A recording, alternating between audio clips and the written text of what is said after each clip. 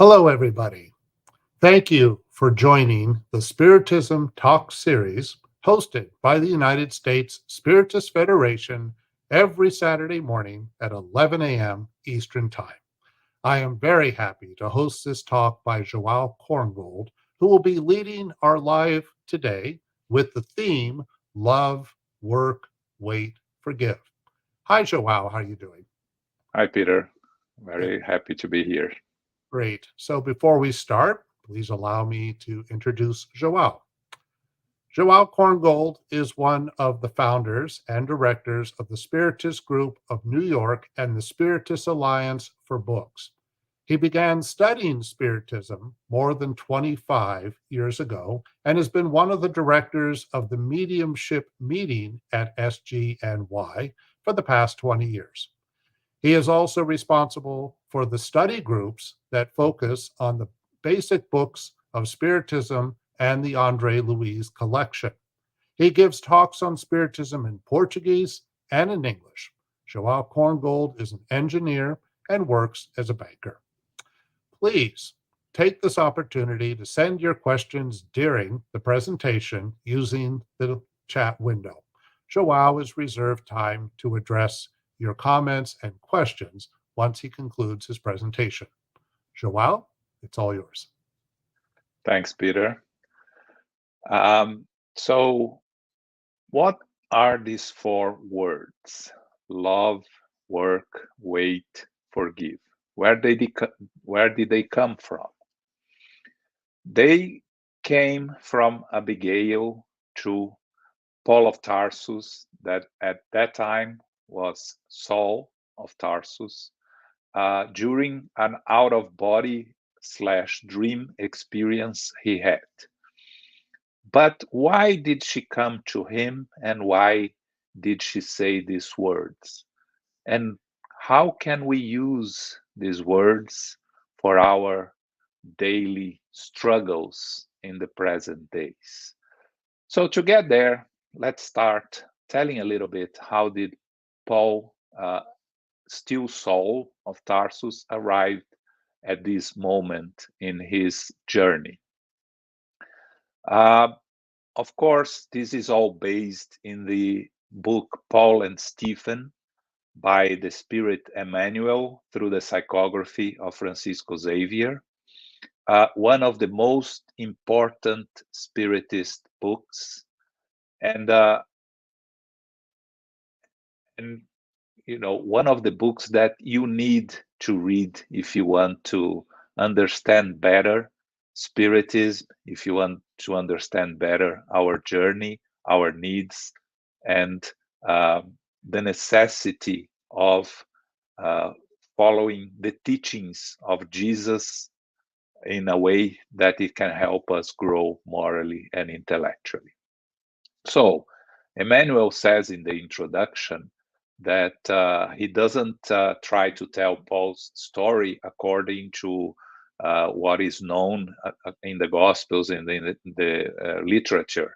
He tells it from the spiritual point of view. And we understand and we know that Emmanuel is a disciple of Paul.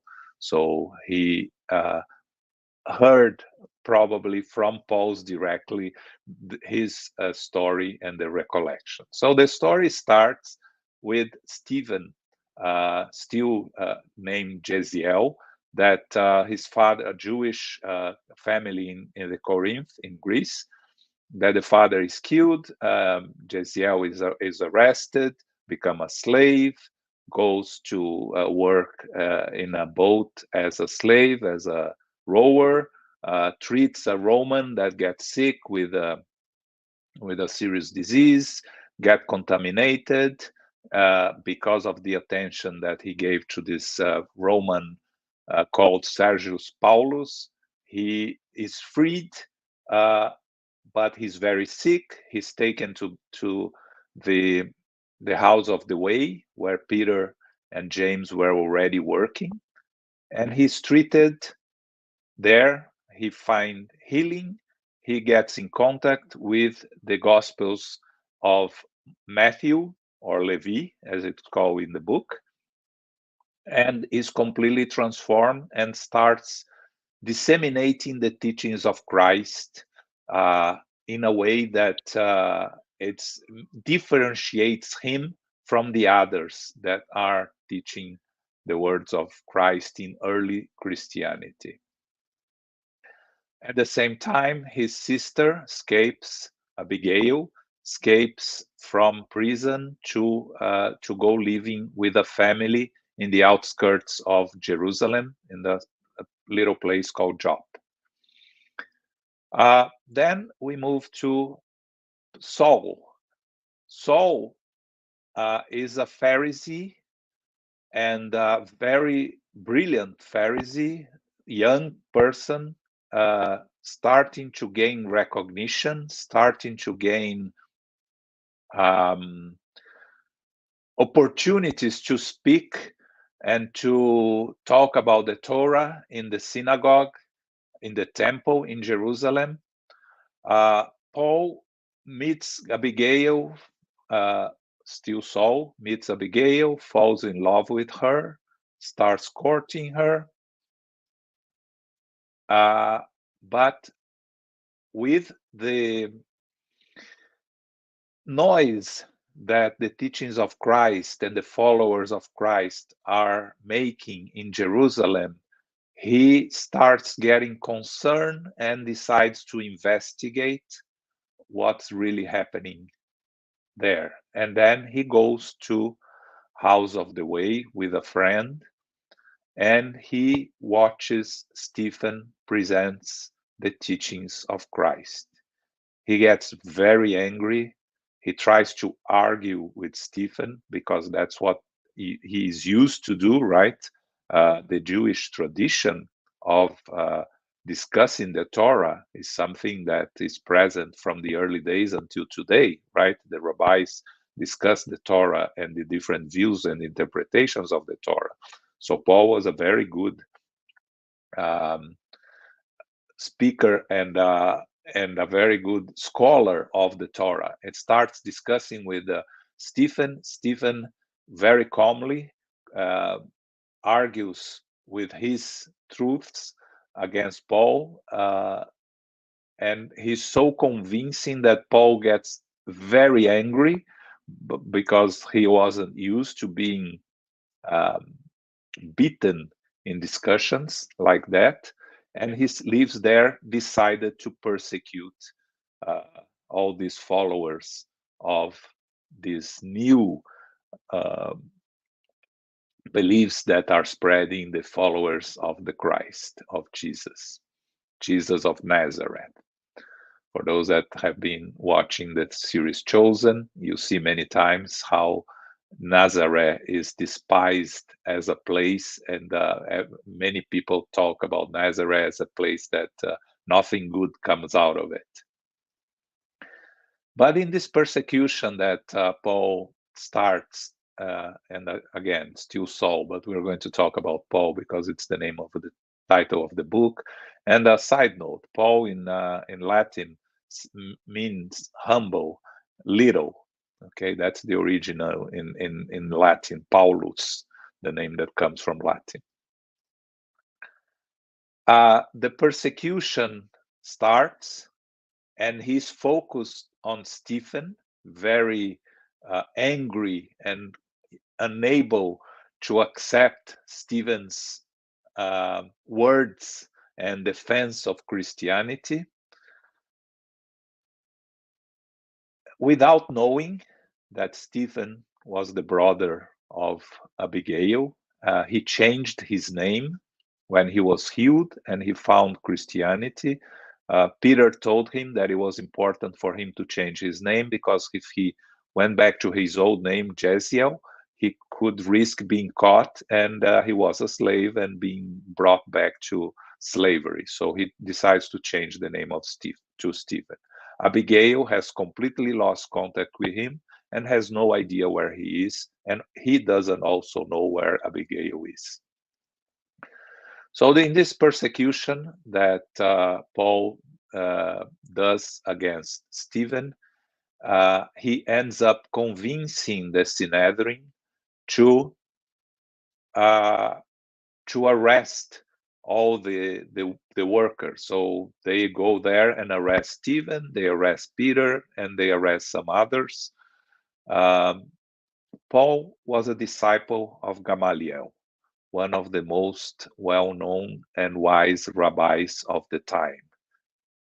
Gamaliel had contact with the teachings of Jesus and was sympathetic to the teachings without embracing them, because he said he was too old to change his ways, but he was sympathetic. So Paul, with all his anger and persecution of the followers of Jesus, faced the resistance of Gamaliel in the Sanhedrin. He wanted all of them to be killed. Gamaliel ends up convincing him to free Peter and the others, and Paul said, "I agree, but Stephen has to be punished with death." So Stephen is condemned to death, to be stoned, as was the tradition at that time. It is a public spectacle, and Paul very proudly invites Abigail to watch his triumph in the fulfillment of the law of Moses. That's how he saw it. Again, Paul didn't do it out of hatred or out of a pure evil. He was doing this work because he truly believed he was following the Mosaic law to the letter. And the Mosaic law, by his interpretation of the Torah, didn't allow false prophets, which he believed Jesus was, and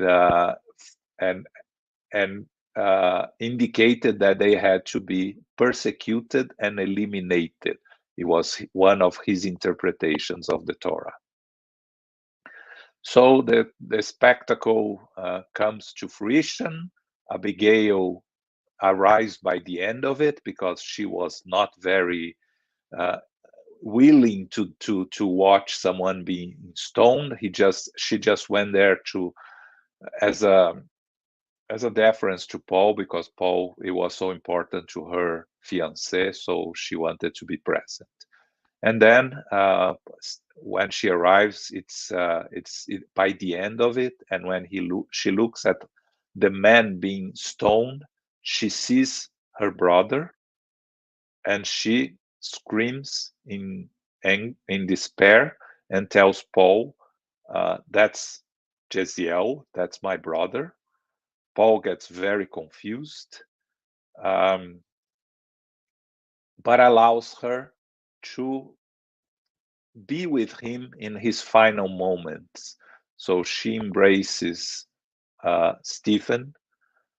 Stephen tells Stephen that Paul is her fiancé. Stephen tells her to follow with her life, to forgive him, that he was just following his beliefs, that he had no ill sentiments towards Paul, and allow her and dies in her arms.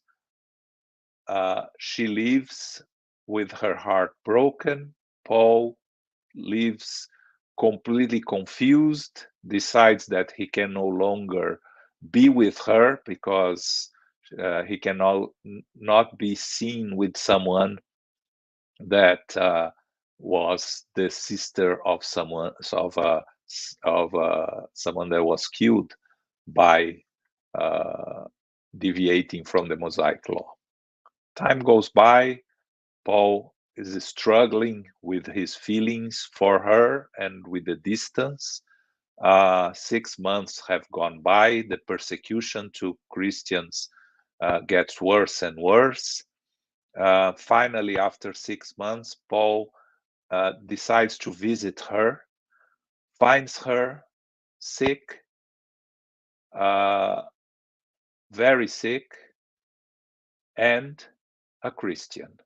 She became a follower of Jesus, through the words and the teachings of an old man called Ananias.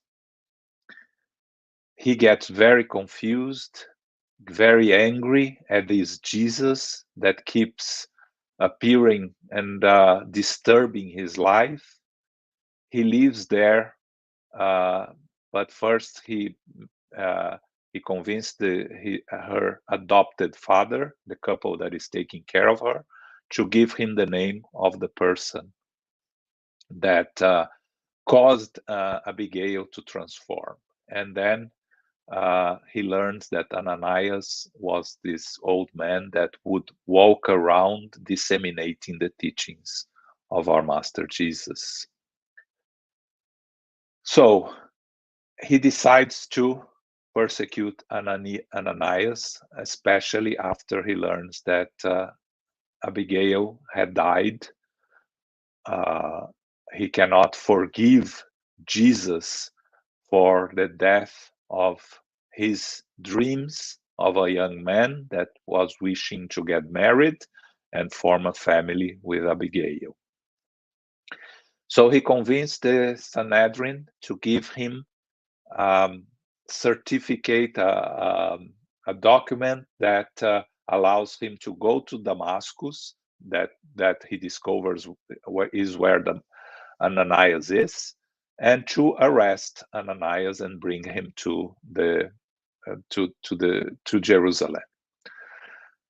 So he goes there through the desert in an excursion with some workers, some of his serfs, and during the walk, during the journey, when they are arriving at Damascus, not very far, but still in the desert, he goes through all the trip with a lot of doubts and a lot of questions in his mind, and he feels very uncomfortable, doesn't understand why he's so uncomfortable with everything that is happening to him, why this man, Jesus, continues appearing in his life. And in the middle of that, suddenly a very bright light appears out of nowhere. He gets overwhelmed by the light, doesn't understand, falls from the animal, and when he's there in the sand, he sees a majestic figure appearing in front of him, a figure of light, a very beautiful man with a Nazarene figure. And this figure, this person, comes to him and says, "Saul, Saul, why do you persecute me?" Saul gets he's completely overwhelmed by everything that is happening. He asks, "Who are you, Lord?" And he says, "I am Jesus." And Paul immediately understands that everything that he's been doing in his life had all the connections with this person, this so-called Messiah at that time. But the one thing that is very interesting that happens to Saul, and that we need to reflect here is that when he sees Jesus and he understands the mistakes of his journey, he immediately completely changes his focus. He understands that he's been doing all the wrong choices, and he understands at that moment that he has to dedicate his life to disseminate the teachings of Jesus. So, guilty does not paralyze him. Of course, he feels guilt by everything that he has done. Of course, he feels embarrassed by all the actions that he has taken.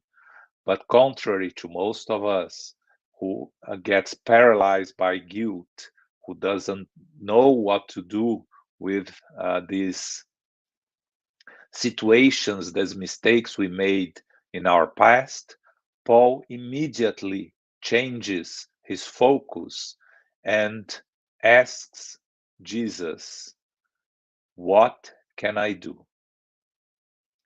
And Jesus tells him, "You go to Damascus and you wait there for further instructions." And then Jesus leaves. Paul starts crying inconsolably. People around him that had seen something happening didn't understand anything, think that the sun and the desert, the heat, the sun affected him, that caused him to lose, to get sick. They ask him what's going on with him, and he says, "I'm blind. I saw Jesus."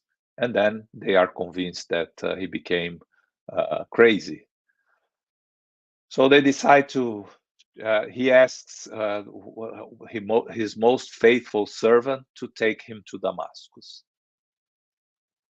The others go back to Jerusalem, and he goes with this servant to Damascus. This servant puts him in a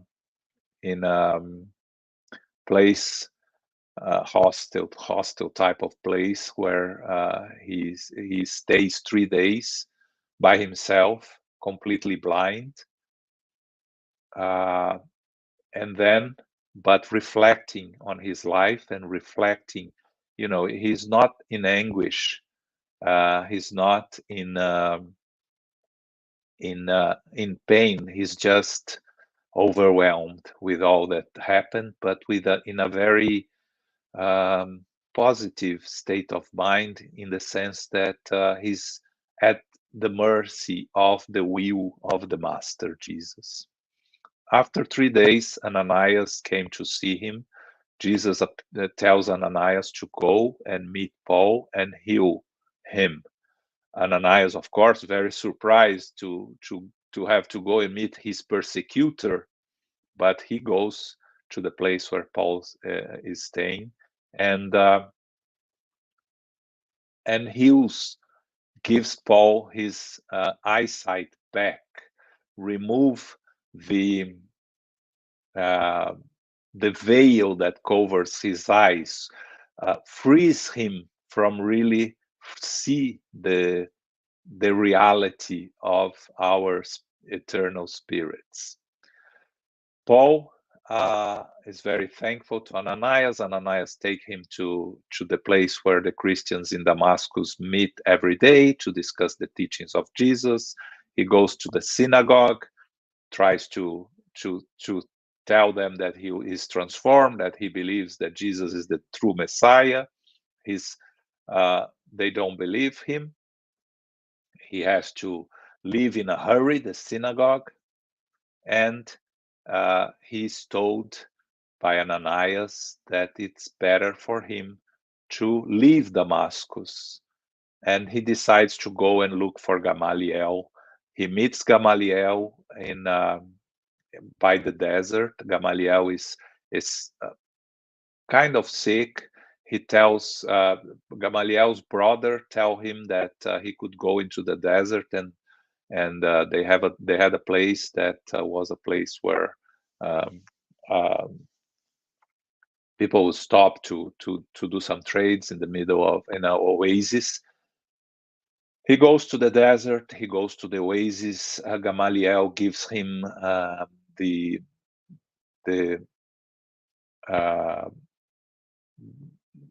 writings of Levi, Matthew, that he had with him, and Paul takes with him, meets a couple, Prisca and Aquila, that are living in this oasis. He doesn't identify himself. He learns that they are running away from the persecutions. He stays in the desert for 3 years, studying, learning, from them, from the texts, working, relearning his craft, which was to sew and to make carpets, and after 3 years he decides it's time for him to go back to Jerusalem. On his way back to Jerusalem, he by the end he tells Prisca and Aquila who he really is. Of course, they forgive him, understand him, and he's very surprised and thankful for their acceptance, because at this point he understands he has to face the challenges, and he has to face the consequence of what he did to everybody. On his way back to Jerusalem, interesting, he meets Mary of Magdalene in Capernaum. He meets Matthew Levi also in Capernaum, and then he goes to Jerusalem. He goes to the house of the way to meet Peter. They receive him very uncomfortably. They don't allow him in, because they are not really convinced that the main persecutor of the Christians has changed. So they ask him to wait. And Paul at this time it's sick by the struggle of the journey, walking from the desert and going back to Jerusalem. They send Barnabas to meet Paul, because Barnabas didn't meet Paul in the beginning when Paul came to the house of the way. So they thought that Barnabas would be more impartial, to really be convinced that Paul has changed. Barnabas meets Paul, is convinced that he's changed. He goes to the house of the way. The next day he meets Peter. Peter, he receives him very well, not fully convinced, but gets convinced as he talks to Paul. James is not convinced at all. He doesn't accept Paul and keeps his distance. Paul needs treatment, gets treated by Peter, asks to stay in the bed that Stephen was treated, and that was what really convinced Peter that he really has changed. He's healed. Stays some time there discussing, talking, and learning more. He decides to go to Jerusalem and to talk of his change, but Peter tells him that it's too risky, that he would just be risking being killed or persecuted, because tensions were still very high in Jerusalem. So he advises him to go somewhere else. Paul, very tired, very beaten up, decides then to leave Jerusalem and go back to Tarsus to meet his father, that he hasn't seen in many years. He goes back to Tarsus, where he's from, meets his father, and his father doesn't accept him at all. His father says to him, "Oh, I'm glad you recovered from this craziness that you've been through. I'm glad that you are back to your senses." And Paul says, "No, Jesus is the Messiah, and I haven't been crazy. I just found the truth." His father doesn't forgive him, tells him to choose between him and Jesus, and Paul chooses Jesus with his heart broken, very sad, because his father was his only hope of finding a place and finding consolation. He leaves the house of his father completely beaten, and as he's walking, his father sends one of his servants to give him some money, just for him not to be completely without resources. Paul, first, his pride tells him not to accept, but then he thinks that there is a reason for all of this, so he takes the money. But he decides to leave Tarsus and go to the caverns that there are many around to get some rest. When he arrives there, he sits and starts reflecting on his life. He's very sad, very disheartened, and very lost on what and how to proceed, how to disseminate the teachings of Christ. And then he's very tired, and he falls asleep, and that's where we start on this meeting that he has.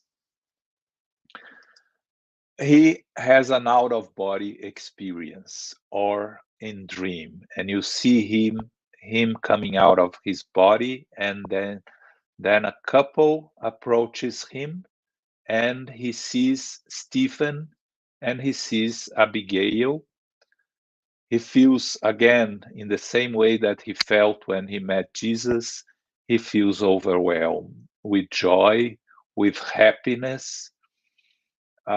He starts listening to them. He cannot talk. His voice doesn't come out. Stephen tells him that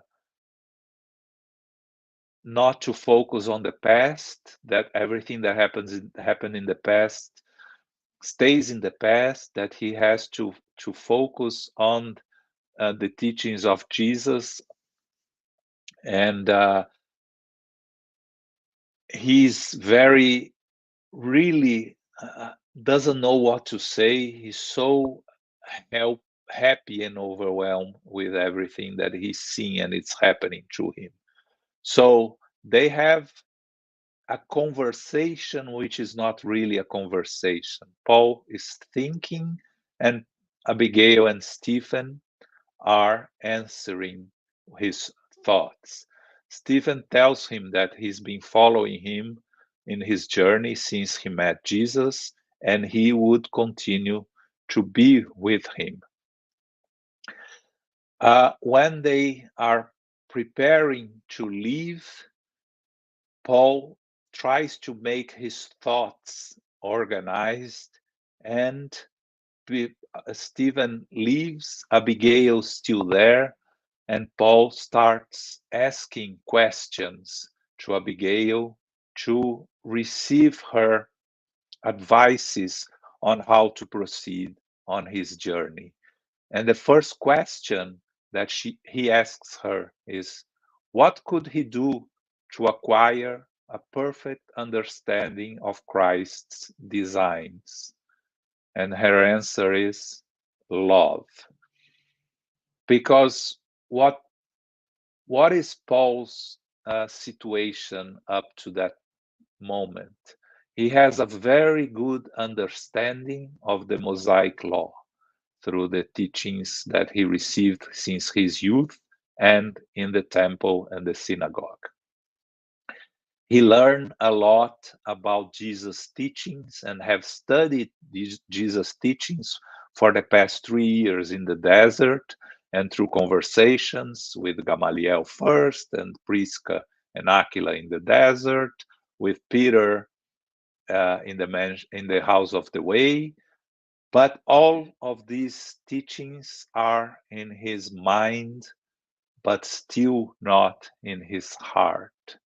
So what Abigail is telling him is, all these teachings, all this knowledge that you have to go from your mind to your heart.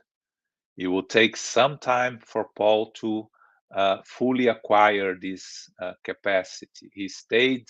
We are not going to continue with the story after this meeting with Abigail, but after this meeting, he stayed in Tarsus for 3 years working with the money that his father gave.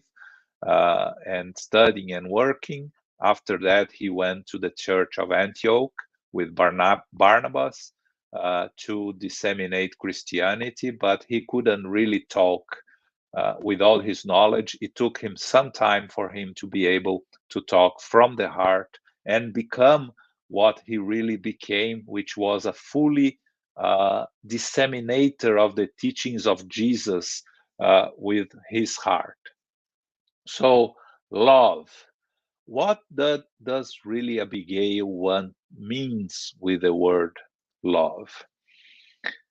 Love is a word that is very that is used nowadays in different senses. We talk about loving our food, loving our animals, loving the movie, so and loving our parents and loving our children and loving our loved ones.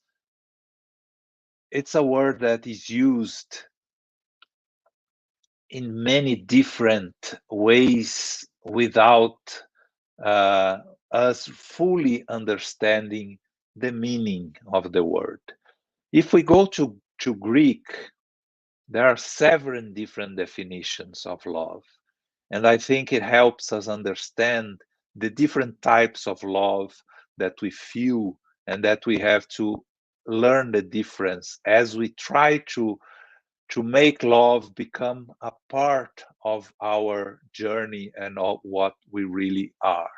So the first love, which is the love called eros in Greek, is the passionate and romantic love. Is when you fall in love with someone, it's not really love, it's passion. It's the attraction that you have, which is a mixture of sexual attraction, uh, intellectual attraction. It can be a lot of those things, but it's not true love. It's really in the sense of attraction. So that's eros in Greek.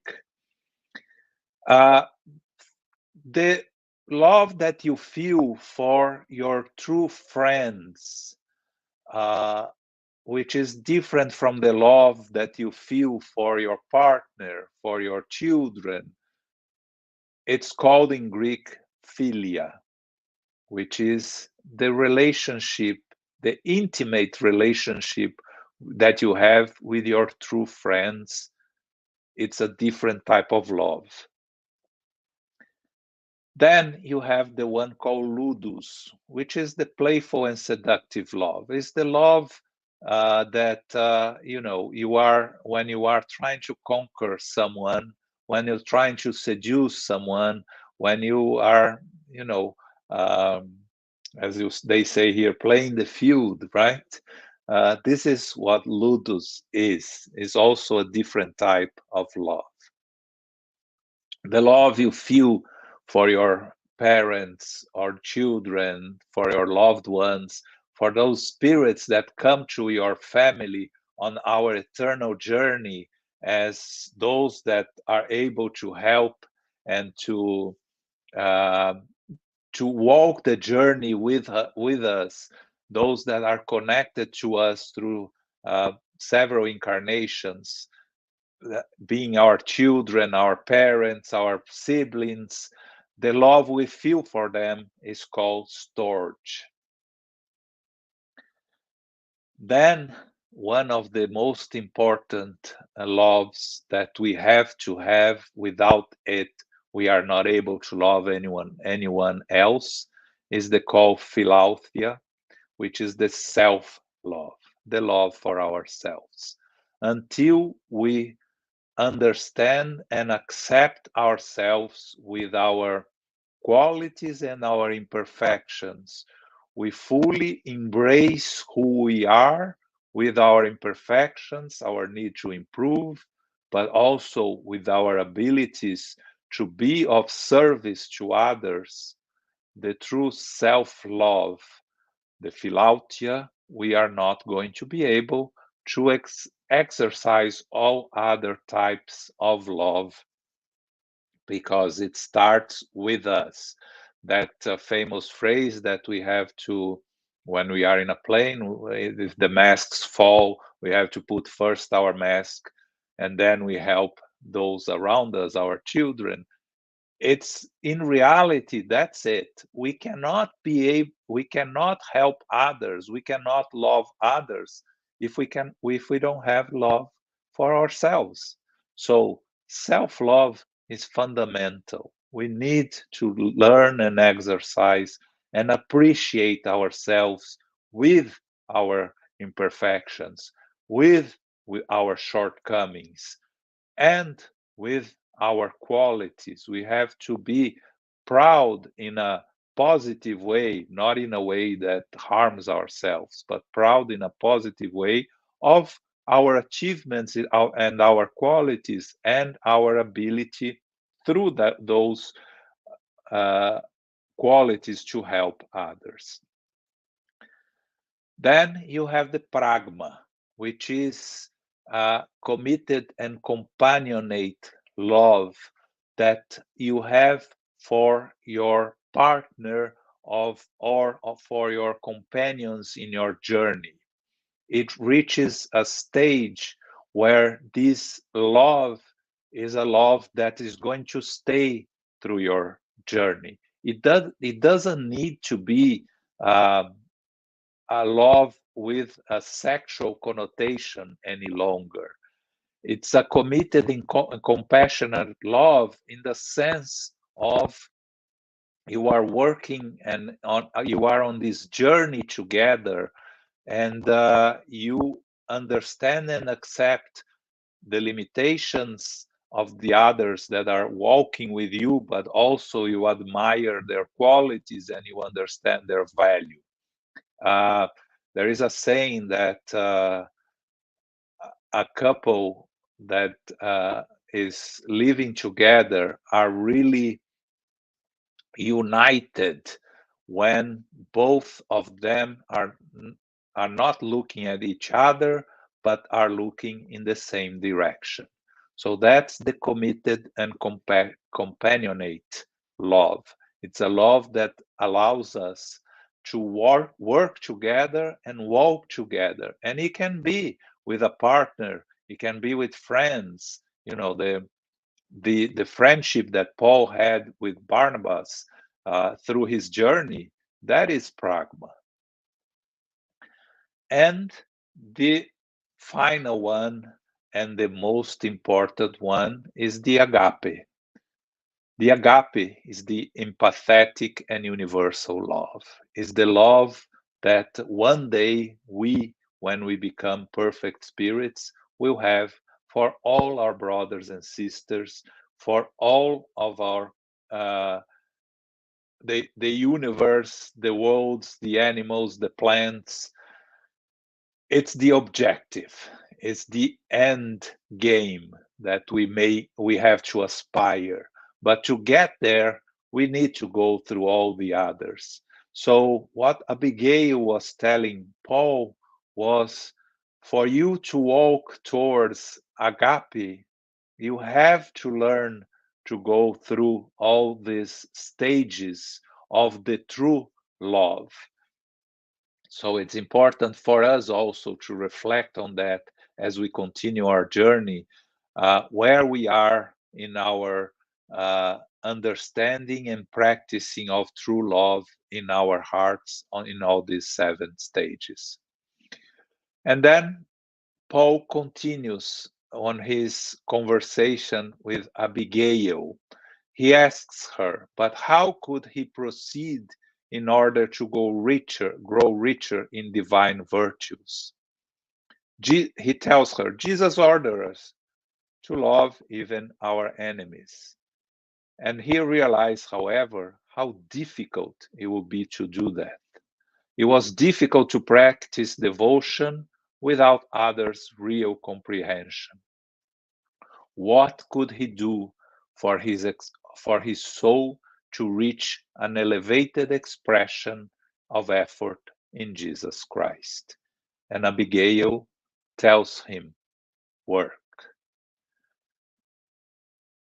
Work is a fundamental component of our evolutionary journey. We have to work every day of our lives to improve. But here is work in the sense that is described in the Spirit's book, and any useful activity that help us grow. When we think of the book No Solar, the governor of the No Solar is working for 200 years non-stop. Work cannot be understood in the way that we understand work in our physical life as something that you are paid for, that you have to do as an obligation, that you have to do to live in society. It is that also, but it is way beyond that. It's anything that we do to help us grow. And in doing that, she's telling Paul, you work regardless of others around you. If they understand what you are doing, if they don't understand what you are doing, if they condemn you, if they accept you, it doesn't matter. You have to work every day, all the time. We find in Jesus, Matthew 5:17, he tells his disciples, my Father is always at his work to this very day, and I too am working. Meaning, Jesus worked all the time, including on Shabbats. That's what the message he told his disciples. It is important to work always.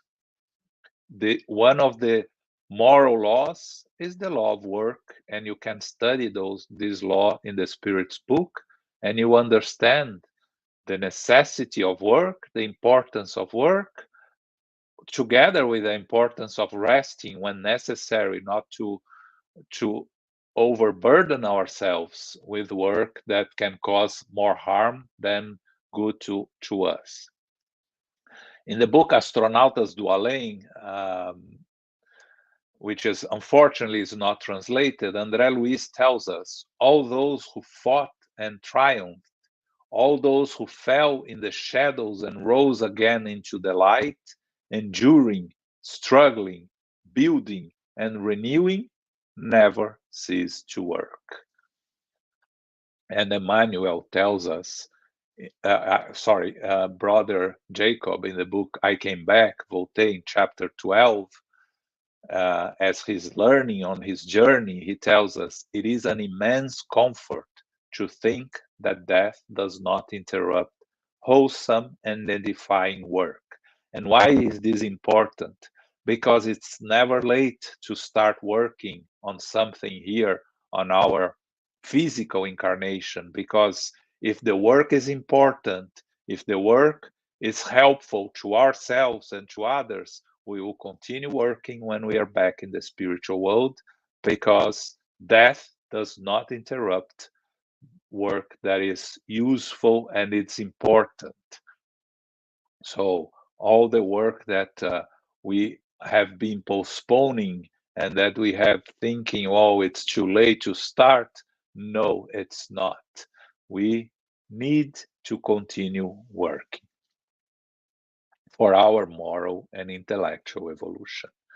But Paul continues and asks, what measures could he adopt against such destructive discouragement?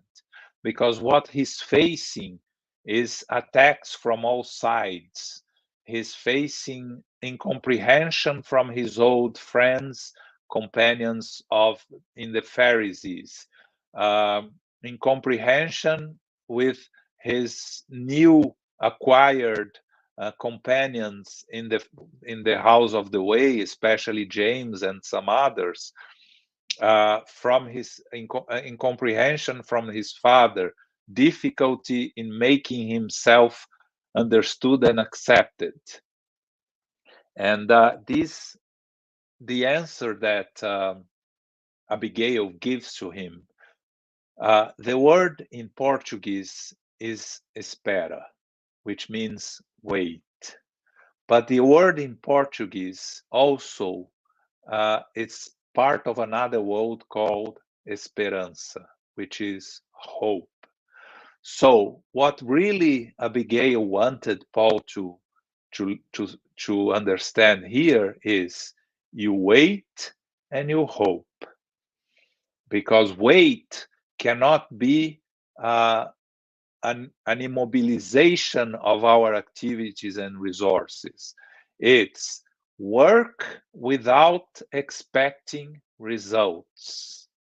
Have hope that your work will bear fruits, even if you won't be able to see it during your physical life.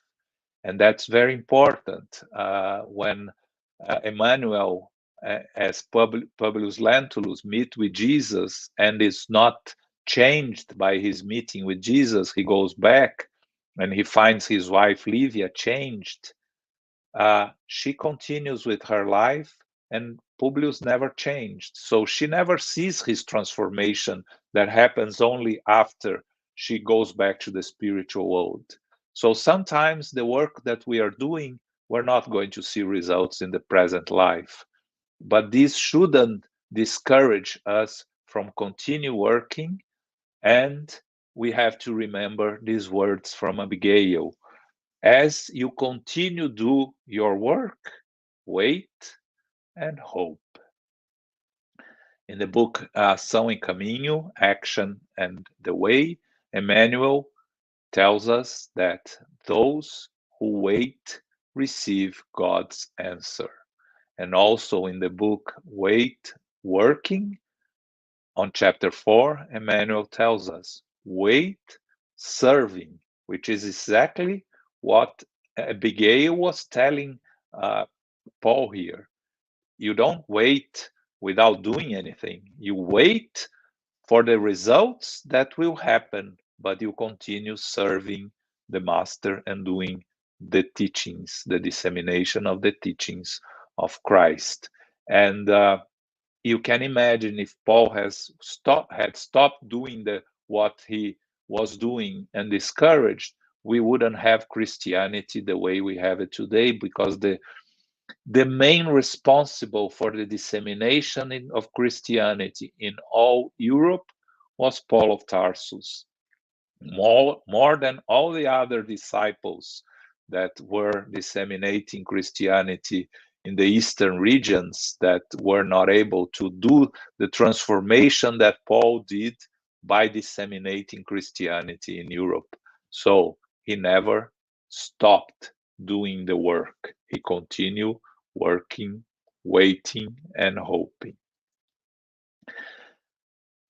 But facing all the challenges he was facing around, he asks her, where was the freedom of Christ, the freedom that Christ was promised to them? Where was it? Because he was facing James trying to take the house of the way back to the Jewish traditions and following the Jewish impositions, and he was not very happy and comfortable with this. He was already thinking about the Gentiles and how to disseminate the teachings of Christ to the Gentiles. He asked, where was the endless hope that Jesus' love had brought to all humankind, without excluding the children of other peoples, the Gentiles? He agreed that loving, working, and waiting and hoping were indispensable. But how was he to behave among such diverse forces, everyone saying different things, even amongst the followers of Jesus, trying to disseminate his teachings? A lot of controversies, a lot of differences, a lot of difficulties. How could he proceed with his work? How was he to reconcile the grand lessons of the gospel with human indifference? And the final word that she gave to him, forgive. Again, work, wait, And if you see incomprehension around you, forgive. But because forgiveness is something that helps us. It doesn't matter who you are forgiving, if the person accepts or do not accept your forgiveness. Forgiveness is not for them, it's for you. It's to clean yourself of any ill sentiments towards those that are have caused you harm or trying to harm you or do not recognize your work. Forgive. Forgive and move on, as Christ told his disciples. Go and preach, and if they don't want to listen to you, clean up your feet and move on to the next town. Forgive always. Jesus answered, I tell you, forgive not 7 times, but 77 times. This is in Matthew 18:22. So Jesus told us, forgive always. And when one of the disciples asked him, but how can I forgive 77 times when I arrive there? Is it over? And Jesus said, forgive 77 times each offense. So it's an endless forgiveness.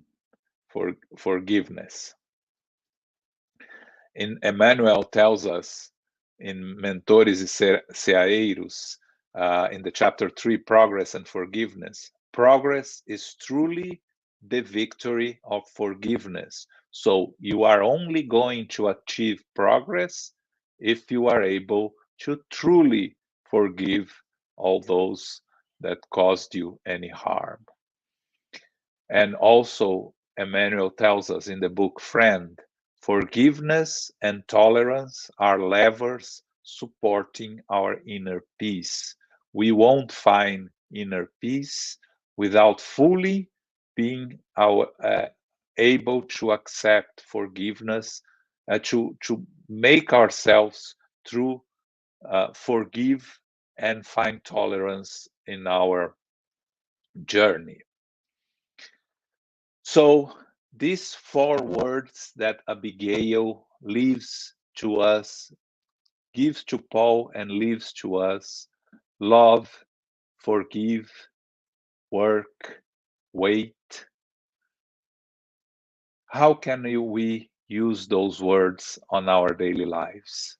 Let us reflect, because Paul did exactly what she told him. Facing all the struggles that she had, she told him he was going to face, being beaten, being in prison, and finally being decapitated in Rome.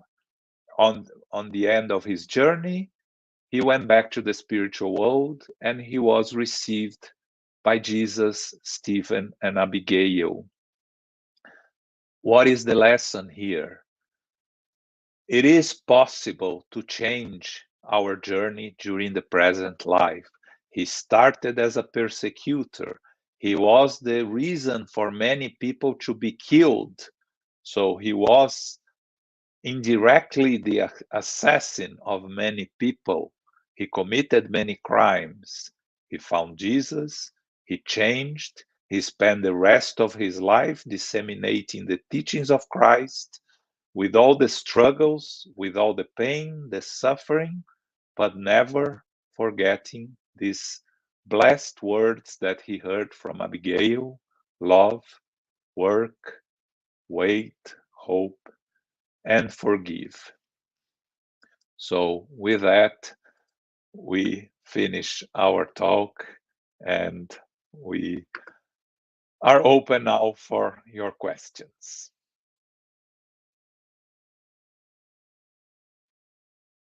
On mute, Peter.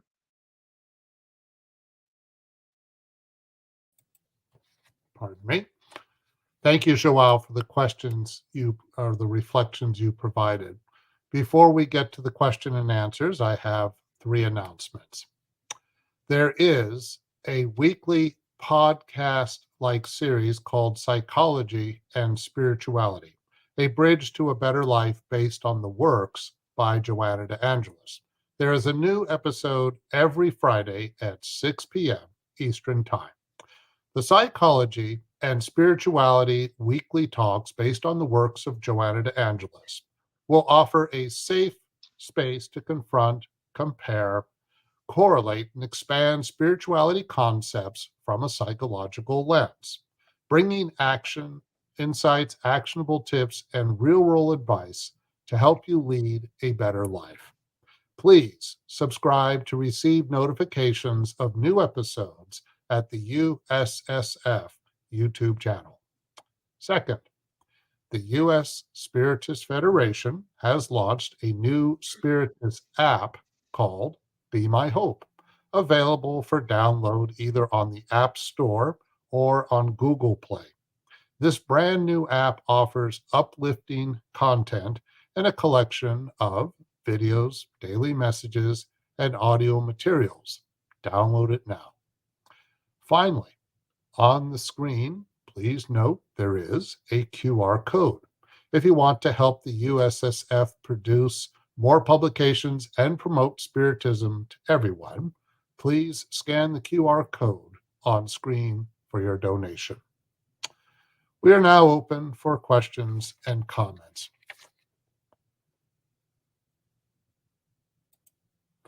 Okay, first one is from the United States Spiritist Federation. Basic question: why is forgiveness so difficult? Because what prevails on us as imperfect spirits on our journey is pride and selfishness.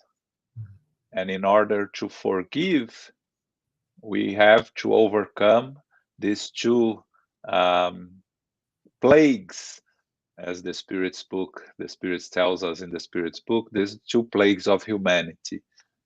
Every time that someone makes something that we don't agree, that hurts us, or that goes in a different direction of what we think, our first reaction is to say, I don't agree, I don't like it, I don't forgive. You know, how can these people be so blind? How can these people be so mean? How can these people be so evil? So again, it's we thinking about ourselves and not thinking about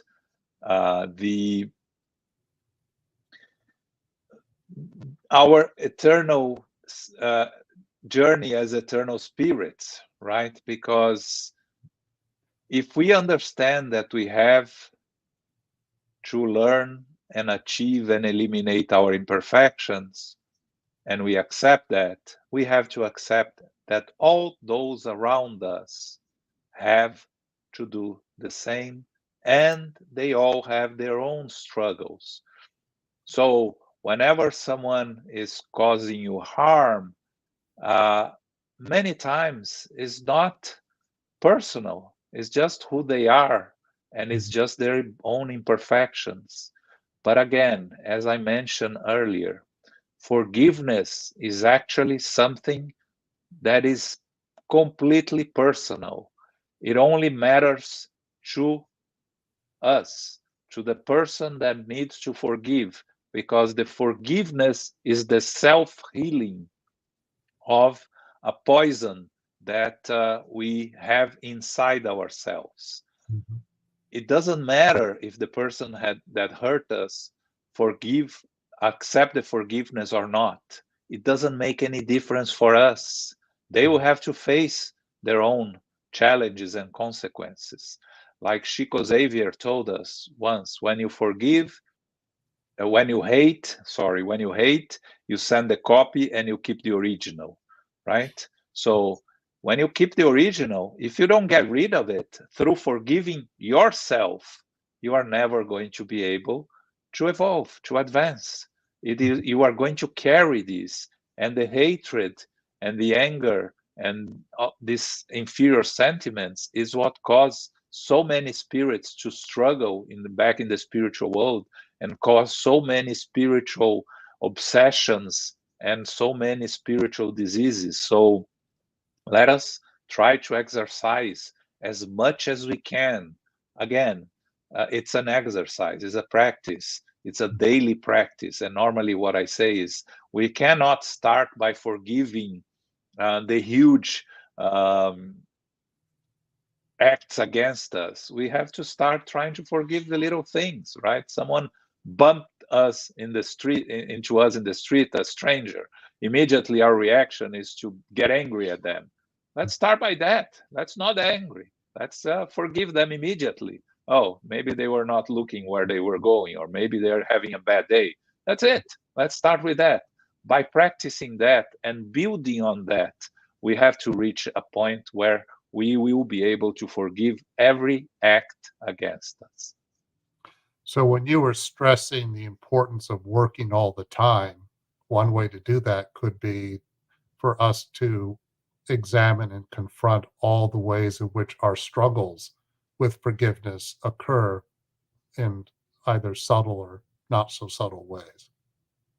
Yes, and watch Psychology and Spirituality. It's Joana de Angelis is a very good teacher on how should we learn to forgive. Yes. Okay, next question. U.S. Spiritist Federation. Can you talk about the different types of forgiveness and how this can help us? I'm not sure there are different types of forgiveness. I think there are more.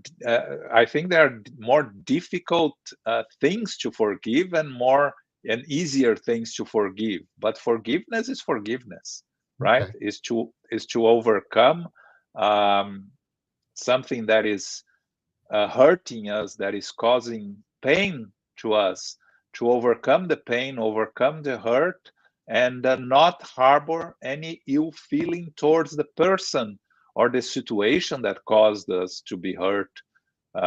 So I think that it's one type of forgiveness, different degrees of the need to forgive, in the sense that simple things are easier, and we have to start somewhere, as I just said in the other question, right? Again, we cannot, if we are going to try to solve all our imperfections in one physical existence, we are going to fail miserably. We cannot. There are too many. So Right. let's choose one or two and focus on them, but work hard. Because if we leave this present existence being able to overcome one of two or three imperfections that we had, we already made a lot of progress, and the effort is what really matters in the end. The true spiritist is the one that tries every day to improve oneself against the previous day. Okay. Can you elaborate just a little bit about what the gospel according to Spiritism says about forgiveness versus forgetting? Do we forget when something happens to us? How is it? We never really forget, right? Because we are eternal spirits. Everything that is important, because if something is not important, we don't need to forgive, because it doesn't cause any harm to us. So forgetting or not forgetting doesn't make a difference. But if something is important, it causes us to get angry, sad, in pain, it's something we won't be able to forget. Now, the difference between forget and forgiveness is we need to be able to look at this situation without feeling ill, without feeling pain. So the stage from feeling hurt to fully forgive, it has to go through a stage called indifference, right? So from hatred to love, you go through indifference.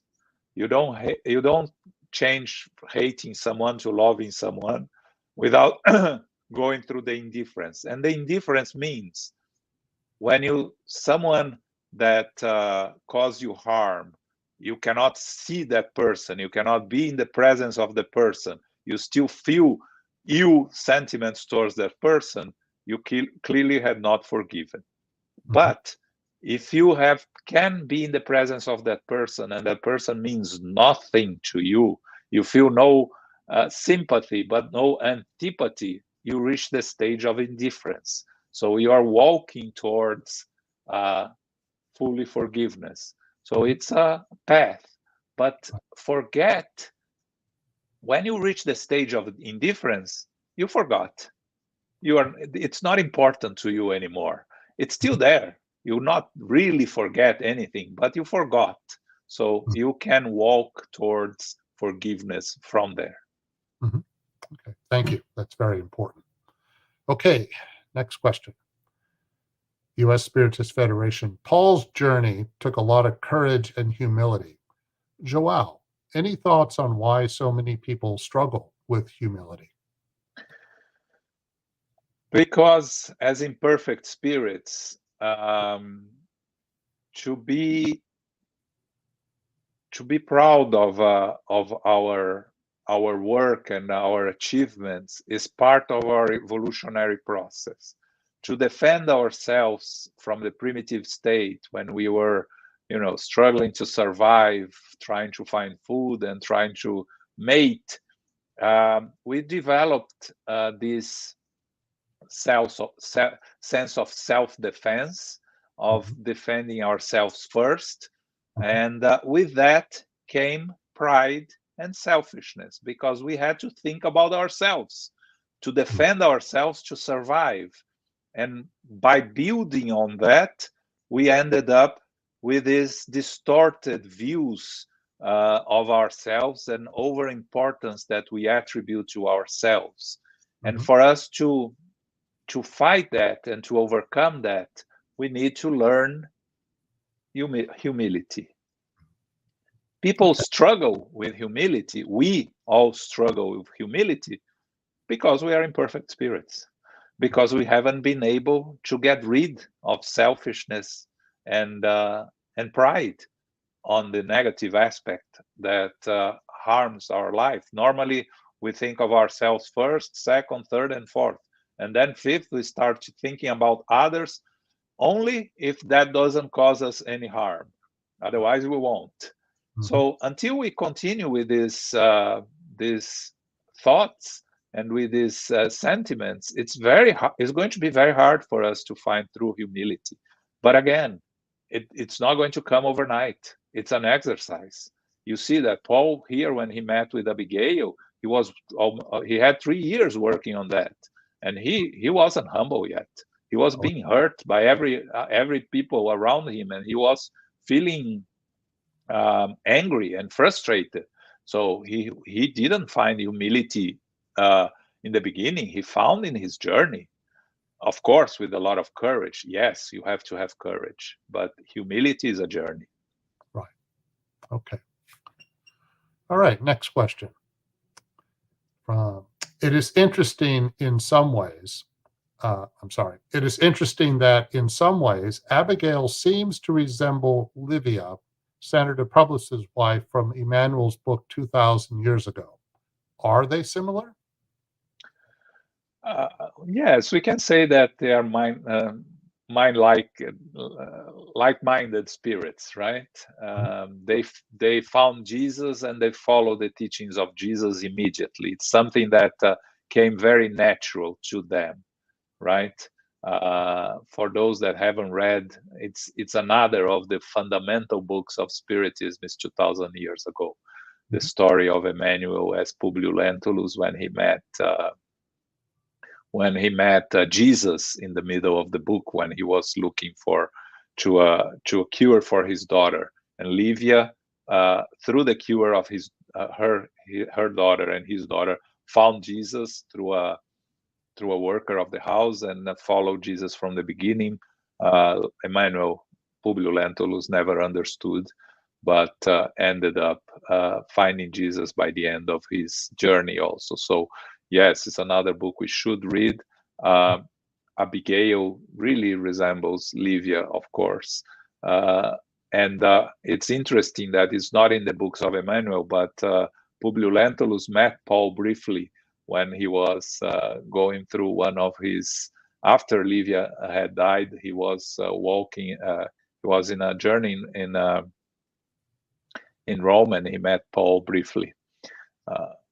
And it's told by Clovis Tavares in one of his books that he tells this, he analyzes the works of Chico Xavier. That is fascinating. Okay, another one from the U.S. Spiritist Federation. Of the 7 different definitions of love, is self-love the most important? I don't think any of those are more important than others. They are all important. But I think that without this one, we are not able to do the others. Because if you don't love yourself, you are not able to love anyone else. Mm-hmm. You are always envious of others, angry at others, even those that love you, that you are supposed to love, your family members, your partners. If you don't love yourself, you are never going to be able to love anyone else. So the journey starts there, but it is as important as all the others. Of course, agape is the most important in the sense that is the final destination of the journey. But to get there, all of them are important. It's important that you love your partners, you love your family, you love your friends. All of them are learning experiences that build on our character. Okay. All right. Thank you. In what ways can the combination of love and work help to liberate us? When you work, truly work, to help and assist others, even if it's you are forcing yourself in the beginning of it, you are learning to love. So work first, love will come later. But here, when we talk about work, it's all types of work. The most important asset that we have, many people say, is our time. When you dedicate your time to the assistance of others, you are practicing love, even if you are not aware that you are practicing love. So the combination of work and love is something that comes naturally. We don't need to question ourselves if we are doing the work, forcefully doing the work. We have to do the work because that's what Jesus asks me to do, because it's my obligation. Maybe that's how we started, and maybe with discipline and commitment, eventually you become part of who we are, and that love will come with it. So the combination will come naturally if we do the work. So you could say that the depth of our work is driven by love in many ways.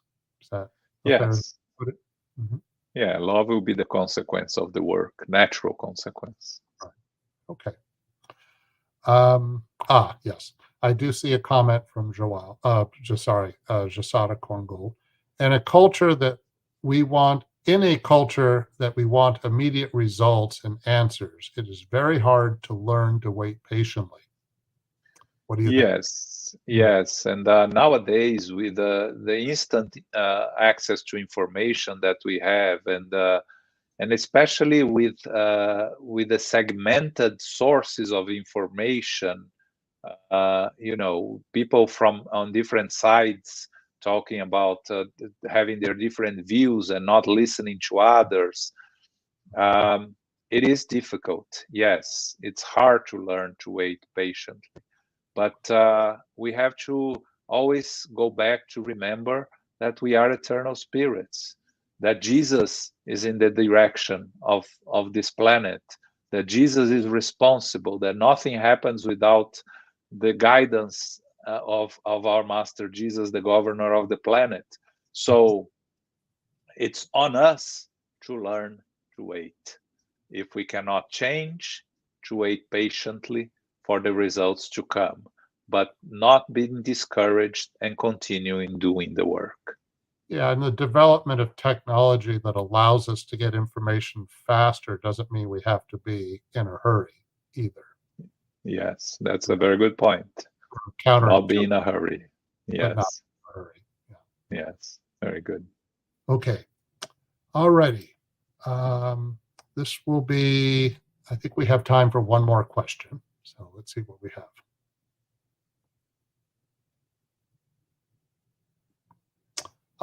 Thank you, Joao. Thank you. Thank you, Luis. Thank you for your audience. Okay. Alrighty. So thank you very much. And thank you everyone who was watching today and those who have been following our weekly Spiritism Talk series. Next Saturday, we will have representatives from regional Spiritist federations talking about embarking on a journey to wellness. Joao, before we close, can you please say a prayer? Sure. And we elevate our thoughts. We try to embrace the teachings we have received today. Try to reflect on them.